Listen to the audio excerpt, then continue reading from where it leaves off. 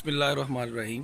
आज हम इंशाल्लाह डिस्कस करेंगे वन डायमेंशनल वेव इक्वेशन।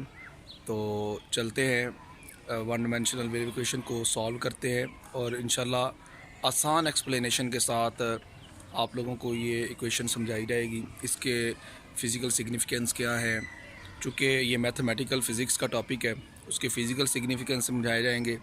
तो चूँकि मेरी वीडियोस आप तक पहुँचती हैं, आप इसे मेरे चैनल को सब्सक्राइब भी करें और बताएं भी कमेंट सेक्शन के अंदर कि वीडियो कैसी है। तो चलते हैं जी अपने लेक्चर की तरफ। वन डायमेंशनल वेव इक्वेशन जो है, ये हमारा लेक्चर नंबर 1 है। बेसिकली वेव इक्वेशन का तो आपको आइडिया होगा ही कि वेव इक्वेशन क्या होती है। पहले हमने इक्वेशन ऑफ मोशंस के मतलब भी 9th-10th में पढ़ा हुआ है। तो वेव इक्वेशन मीन वो वेव साउंड वेव हो सकती है, वो वेव स्ट्रिंग में पैदा होने वाली वेव हो सकती है। लेकिन हम यहाँ पर कुछ पहले अजम्पशन करेंगे। Number 1, mass per unit length of string is same.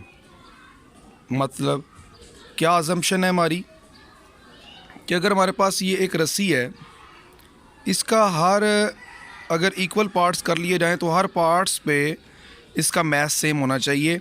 ये नहीं होना चाहिए कि यहाँ से रस्सी बिल्कुल ऐसे है, आगे से जाकर वो इस तरह की हो गई है, आगे कोई और उसका बन गया है।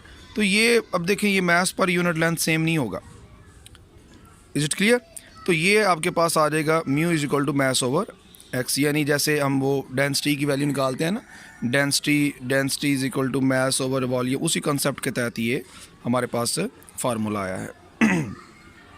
अच्छा, दूसरी तरफ अगर बात की जाए तो string is perfectly elastic. String जो है वो प्रॉपर इलास्टिक होनी चाहिए, ठीक है।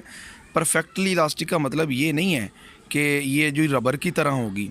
परफेक्टली इलास्टिक का मतलब ये होता है कि इसमें जो स्ट्रिंग पैदा हो वो उसमें कोई इस तरह ना हो कि कहीं से रस्सी टाइट है, कहीं से रस्सी जो है लूज़ है, यानी परफेक्ट हो एक आपके पास इलास्टिक हो।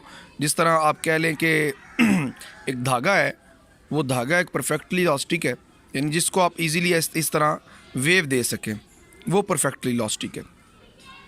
Gravitational force is negligible. Gravitational force जो है वो निग्लिजिबल होगी। Horizontal deflection are also negligible. चूँकि इसने मूव इस तरह करना है तो फिर हॉरिजेंटल इसका कोई तसव्वुर नहीं है। Vertical deflection are also small.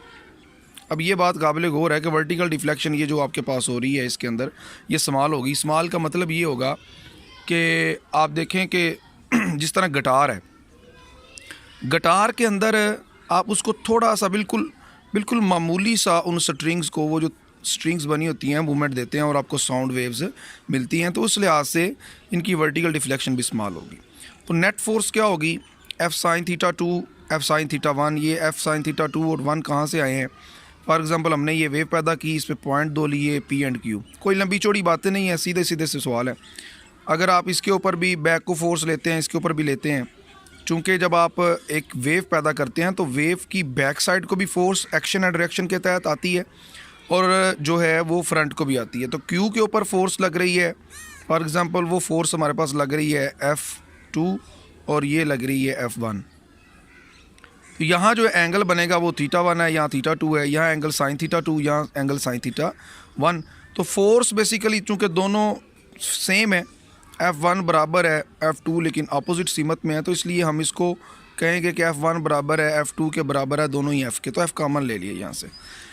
If theta is very small, अगर थीटा बड़ा स्मॉल हो तो फिर साइन थीटा टेन थीटा में चला जाएगा। नेट फोर्स हमारे पास आ जाएगी, यहाँ टेन थीटा आप लिखेंगे और जो नेट फोर्स है आपको पता है वो MA के बराबर होती है और ये वैल्यू एज इट इज़। बहुत आसान है जी, इतना मुश्किल नहीं है। फिर आ जाए जी नेक्स्ट, ये हमारे पास इसका एक टॉपिक है। ये हमारे पास इसका नेक्स्ट जो है वो पोर्शन है। ये हमारे पास लिखा हुआ है mu dot x partial square y partial t square is equal to this.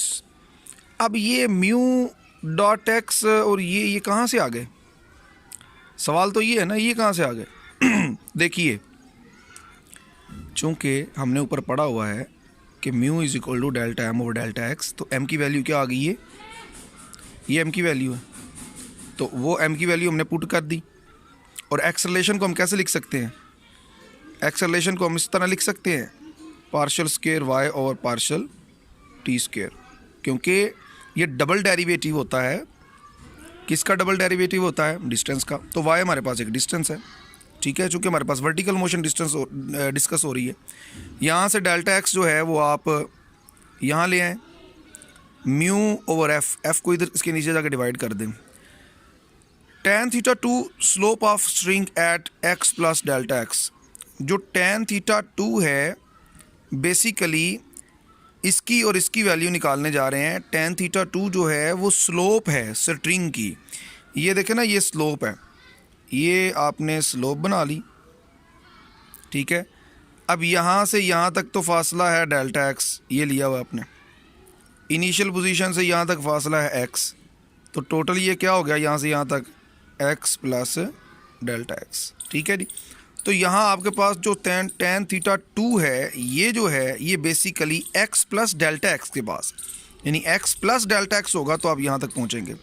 तो आप कह लेंगे जी हमारा पार्शियल y और पार्शियल x जो है वो x प्लस डेल्टा एक्स। इस तरह tan थीटा 1 जो है वो जस्ट यहाँ से यहाँ तक है, यानी एक आप इसको कंसीडर कर लें, एक इसको कंसीडर। जब आपने यहाँ से यहाँ पहुँचना है तो आपको x प्लस डेल्टा एक्स करना पड़ेगा, जब ओरिजिन से आपको यहाँ पहुँचना है तो आपको सिर्फ x करना पड़ेगा।